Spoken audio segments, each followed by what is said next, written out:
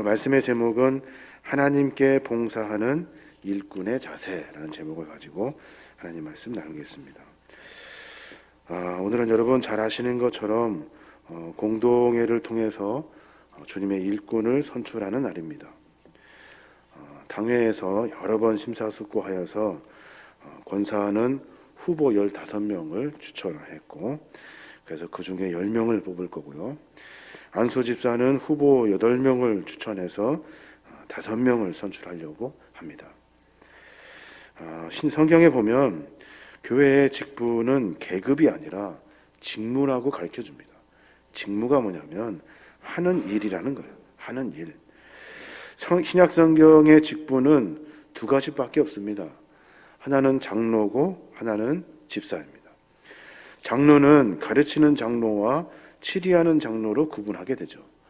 가르치는 장로는 목사라 하여서 교회 공동체의 신앙의 본을 보이고 교회를 맡아 돌보며 성도들에게 영적 양식을 공급하고 인도하는 역할을 하게 됩니다. 치리 장로는 신앙적으로 경험이 많고 신앙과 믿음 안에서 존경받을 만한 사람을 장로로 세워서 교우들이 바른 신앙의 본을 받도록 하게 됩니다. 그 일을 맡은 분이 치리 장로예요. 집사는 예루살렘 교회에서 사도들과 목회자들이 기도와 말씀 사역에 전념할 수 있도록 교회의 여러 사역을 도울 일꾼들을 선출하고 안수하여 세운 그 7명의 평신도 사역자들로부터 시작하게 됩니다. 성경에 나오는 집사는 우리가 소위 말하는 1년직 서리 집사가 아니라 안수하여 세운 안수 집사를 말하고 있는 거예요. 한국 교회는 오래전부터 서리 집사 중에 안수하여서 교회를 섬길 책임을 부여하고자 안수 집사와 권사를 세우게 됩니다. 그래서 영적으로 교회가 성장할 수 있도록 한 거예요. 안수 집사는 특별히 교회의 살림을 맡아서 꾸려가며 교회 안에 구석구석을 살피고 봉사하는 일을 하게 됩니다. 그러니 안수 집사님들이 부지런히 교회를 살피는 일은 당연한 일이에요. 권사는 뭐 하는 사람입니까? 권사는 교인들을 신방하고 고난당한 사람을 위로하고 권면하는 일에 집중하게 됩니다. 이게 바로 권사가 해야 할 일인 거예요. 교회는 이 두 직분을 감당할 사람을 서리 집사 중에서 세워가지고 안수하여 교회를 섬기게 하는 겁니다. 교회의 직분에 대해서 가장 조심할 것이 한 가지가 있는데, 교회의 직분은 계급이 아니라는 거예요. 계급. 회사에서 승진하듯이 교회에서도 승진한다는 생각을 갖기가 쉬워요. 하지만 교회의 직분은 철저히 섬기는 일입니다. 어떤 일을 섬길 것인가에 대한 직무에 관련된 이야기가 되는 거예요. 각자의 은사에 따라 교회 내 힘든 일, 굳은 일, 귀찮은 일, 복잡한 일을 맡아서 섬김으로써 궁극적으로 하나님의 일을 하는 귀한 자리인 거예요. 우리 교회는 직분자들을 쭉 들러보면 시무 장로님이 6명, 시무 권사가 57명, 안수 집사가 18명, 서리 집사는 168명으로 재직을 섬기고 있습니다. 교회 전체 재직의 수는 257명이에요. 그분들이 재직으로 심무하면서 하나님의 귀한 일을 감당하고 있습니다. 원로와 명예까지 다 합치면 직분을 맡은 사람이 405명입니다. 405명. 405명이 직분을 가지고 지금 현재 교회를 섬기고 있는 거예요. 오늘은 안수 집사와 권사를 세우려고 하는 날입니다. 누가 주님께 충성할 수 있을까? 누가 교회의 살림을 맡아 일할 수 있을까 하여 안수 집사를 뽑으면 돼요. 누가 어려운 사람들을 위로할 수 있을까? 누가 어려운 사람들을 권면할 수 있을까 하여 권사를 뽑으면 되는 거예요. 저는 오늘 하나님 말씀을 통해서 저뿐만이 아니라 직분자들에게 주시는 하나님의 경고의 말씀을 함께 듣고자 하는 거예요. 우리가 이 직분을 얼마큼 하찮게 여겼는지, 이 직분을 우리가 얼마큼 소중하게 여기지 않았는지 우리 자신을 한번 점검해 보는 시간이 가졌으면 좋겠어요. 오늘 읽은 본문은 우리가 이번 주 화요일 새벽에 함께 나누었던 큐티의 본문이에요. 어떻게 하면 되겠습니까? 하나님, 공동회를 어떻게 준비합니까? 누구를 세워야 합니까? 기도하면서 하나님이 우리에게 주신 말씀이에요. 제가 이 말씀을 접하면서 내 자신뿐만 아니라 우리 재직되신 모든 믿음의 종들이 다시 믿음과 신앙을 정리하고 다시 일어섰으면 좋겠다 하는 마음, 그 마음으로 귀한 말씀을 전하게 됩니다. 오늘 본문의 말씀에 보면 하나님은 아론과 그의 가족에게 직분을 맡기십니다. 제사장의 직분을 맡겨요. 그래서 위임식이 끝난 다음에 아론과 그 아들들이 하나님의 명령에 따라 제사장의 직무를 수행하게 됩니다. 우리도 마찬가지죠. 하나님이 우리에게 각자 주신 직분이 있어요. 그 각자 주신 직무에 따라 우리가 지금 일을 맡아 하고 있는 거예요. 그때는 모든 사역이 처음이었어요. 사역자 역시 아론과 4명의 아들들밖에 없어요. 나답, 아비후, 엘르아살, 이다말밖에 없다고요. 그래서 아론과 그 4 아들들은 항상 바빠요. 정신없이 분주하게 여러 일들을 수행합니다. 그런데 서툴어요. 익숙하지가 않아요. 그래서 매번 신중에 신중을 더하여 주의 사명을 감당하게 됩니다. 그런데 그러한 그 일들 가운데 조심스럽게 일을 진행하고 있는데 얼마 되지 않아서 그만 성소에서 끔찍한 사건이 벌어지고 맙니다. 성전에서 일하던 나답과 아비후가 하나님의 직무의 사역을 감당하는 중에 사망하고 만 거예요. 사망하는 엄청난 사건이 벌어지고 만 거예요.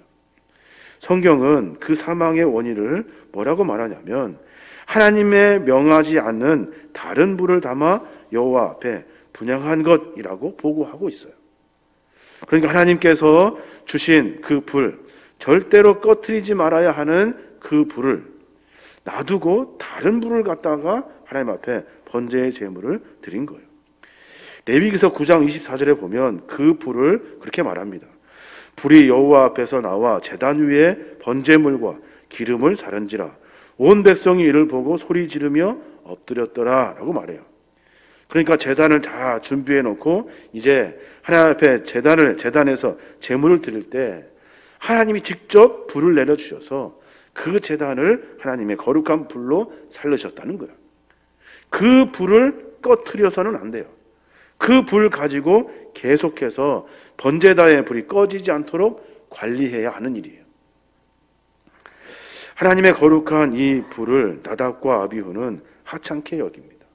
아무것도 아닌 그렇게 생각해 버려요. 그리고 쉽게 자기가 가지고 갈 수 있는 아주 쉬운 불들을 사용해서 하나님 앞에 제단을 올리게 되는 겁니다.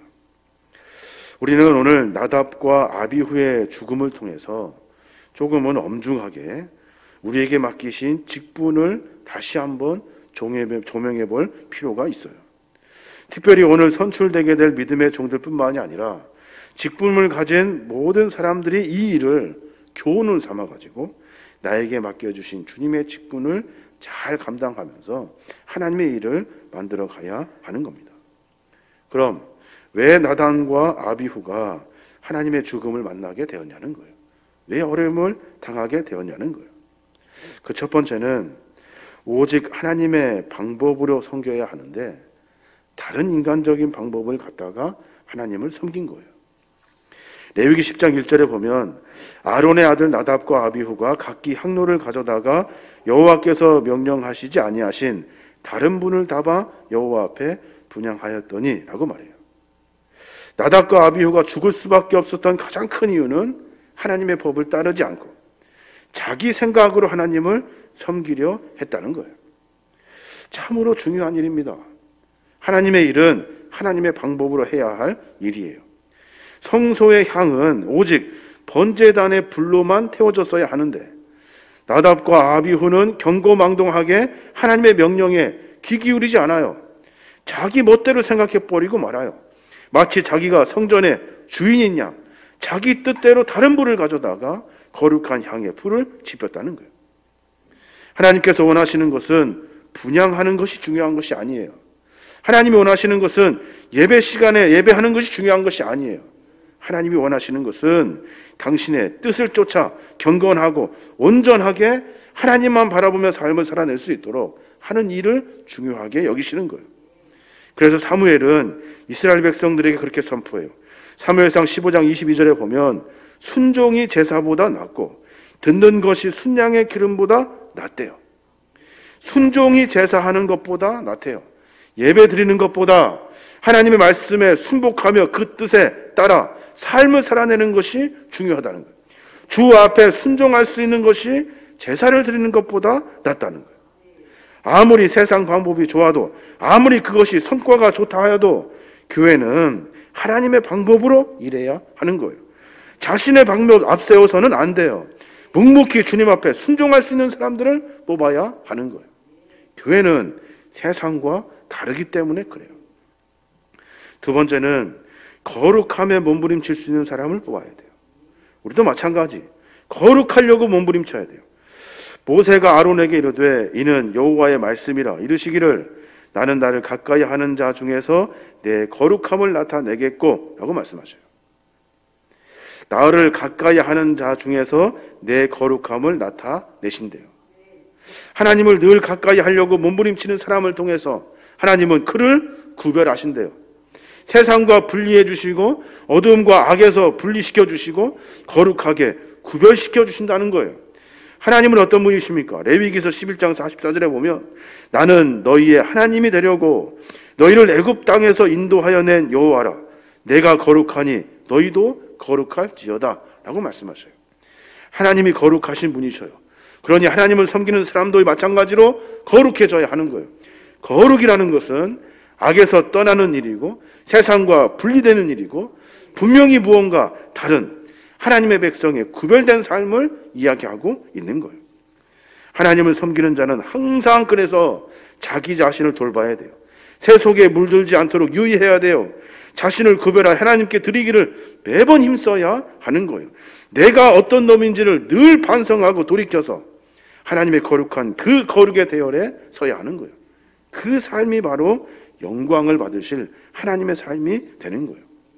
만약 그렇지 못하고 타락하고 부패한 모습으로 자양자지하면서 하나님을 섬기게 되면 하나님의 거룩을 손상시키게 되는 거예요. 뿐만 아니라 하나님과 연관된 자기 세상 사람들로부터 조롱과 멸시를 받게 돼요. 세상 사람들로부터 조롱과 멸시를 받게 된대요. 왜냐하면 세상과 분리되지 않았기 때문에 그래요. 여전히 내 안에 죄가 가득하기 때문에 그래요. 어떻게든지 세상과 분리되어 하나님의 거룩에 그 대열에 몸부림칠 수 있는 사람들을 뽑아야 되고 우리가 그렇게 살아야 하는 거예요. 세 번째는 하나님의 뜻에 절대 순종할 수 있는 사람을 뽑아야 돼요.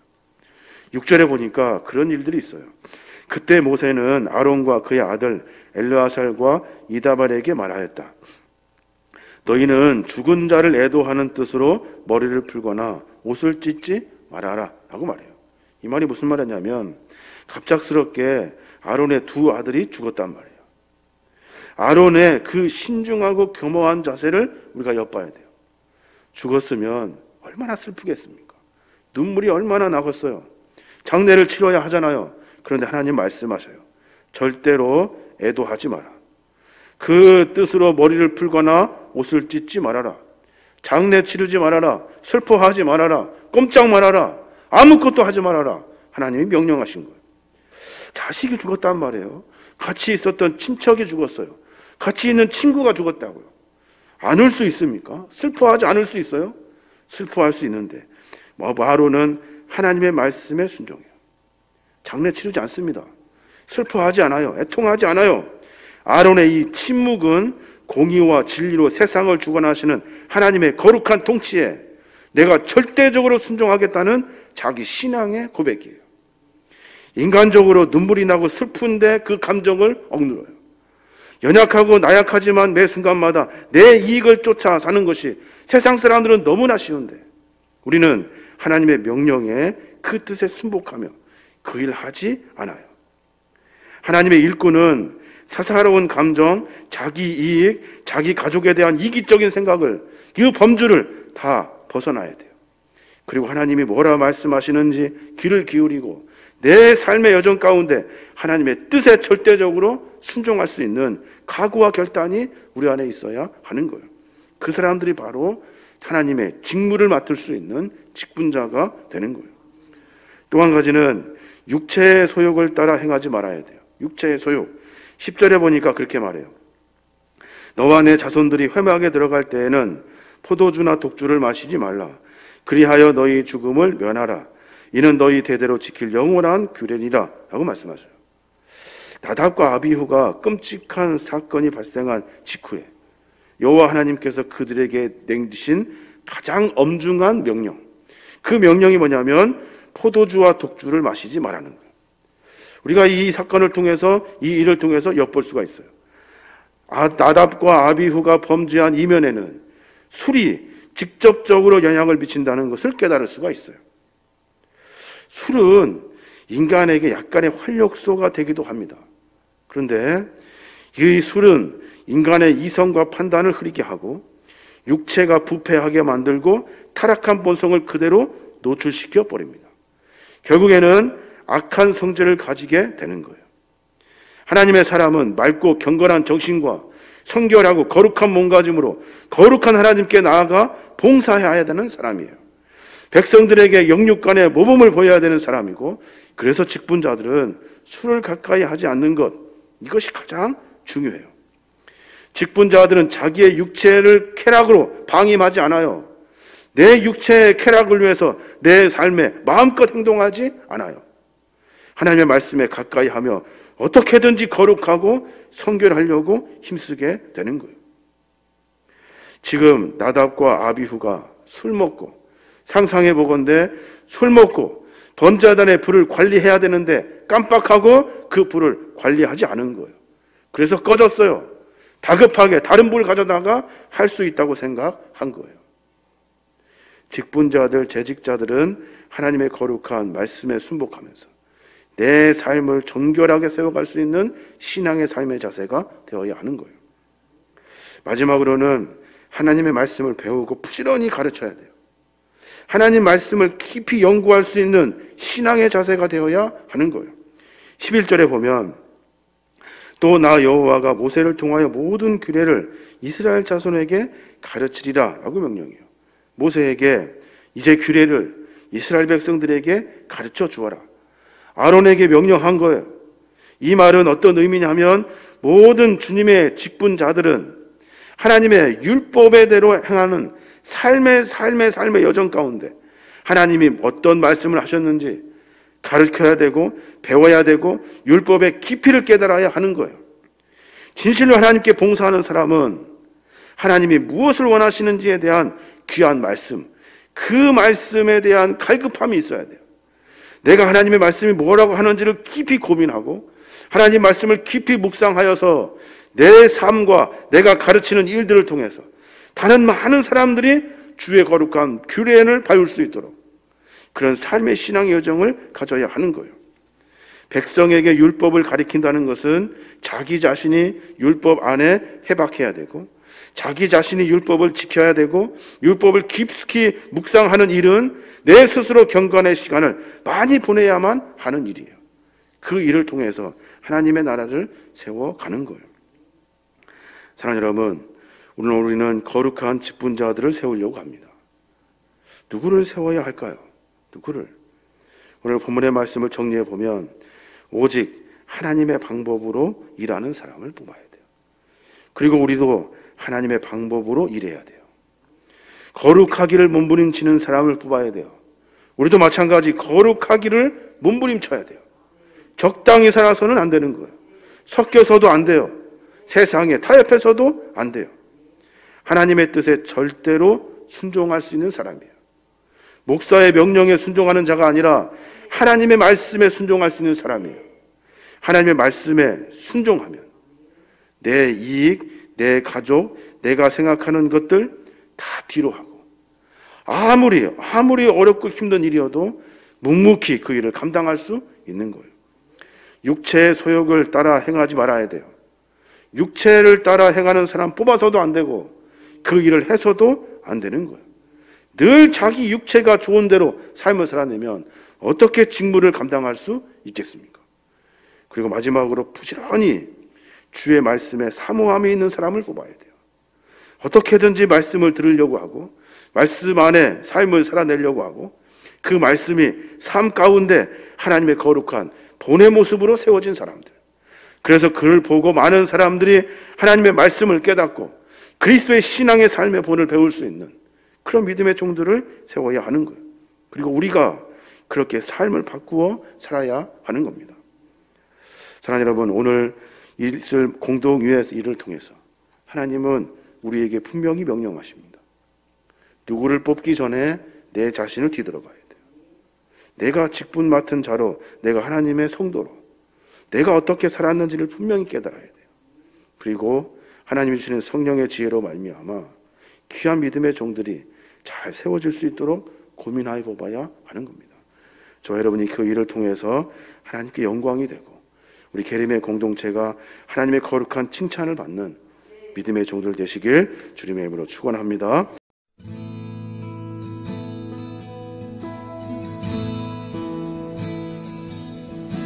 주님 큰 영광 받으소서. 홀로 찬양 받으소서. 모든 이름 위에 뛰어난 그 이름, 온 땅과 하늘이 다 찬양해.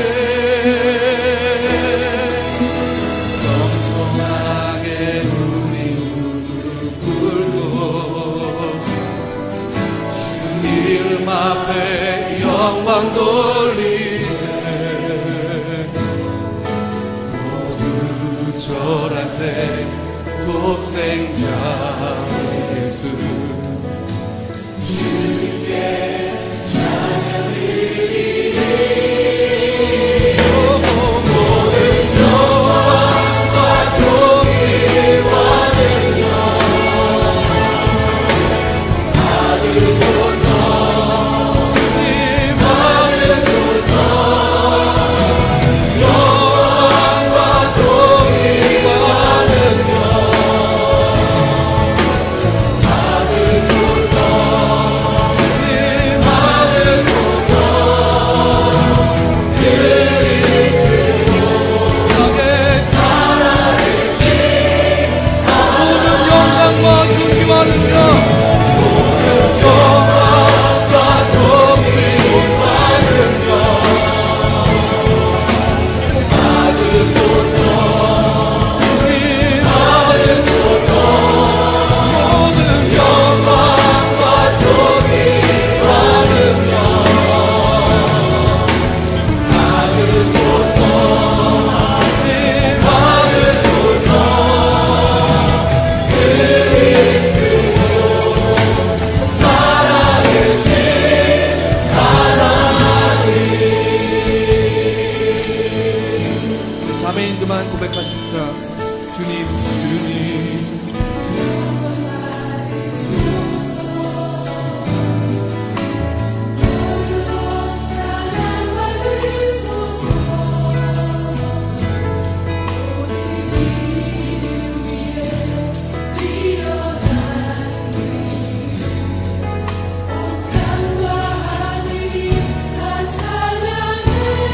형제님들 겸손하게